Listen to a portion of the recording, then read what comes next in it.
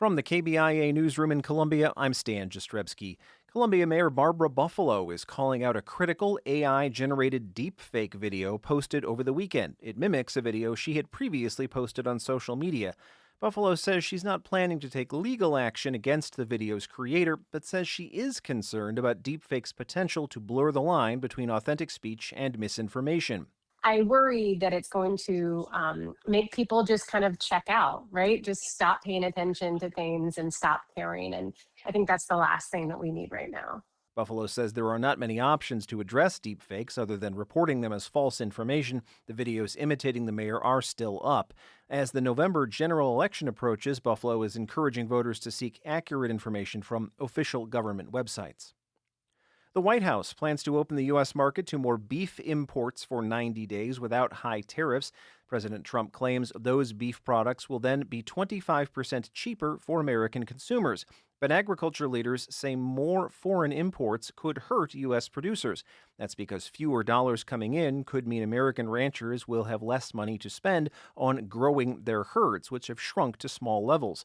Beef prices have soared to record highs. In fact, nationally, they are more than 50% higher than they were at this time 5 years ago. But demand has remained strong. Only Texas and Oklahoma produce more beef cows each year than Missouri. Midwestern corn farmers may get a little relief from this year's high costs as corn futures have risen sharply in price.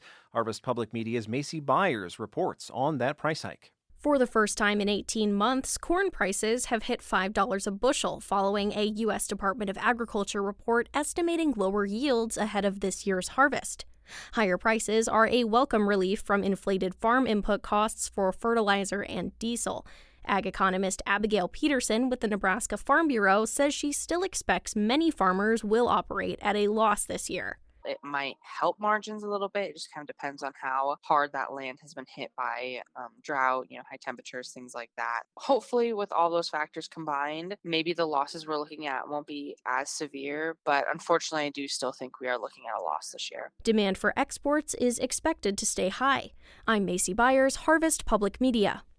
And the Columbia Public Schools Board has chosen 2 finalists to fill a vacancy in its ranks. Every member of the board selected Erica Perry and Paul Wagner as their preferences from among a slate of 5 candidates, pushing those 2 forward for one last round of interviews. The new board member is set to be sworn in September 14th and will succeed Gene Snodgrass, who resigned in July. The new member will finish Snodgrass's term, which runs until April 6th. Candidate profiles can be found on the Columbia Public Schools webpage, where the community can also submit interview question suggestions for those final interviews. I'm Stan Jastrzebski, KBIA News, Columbia.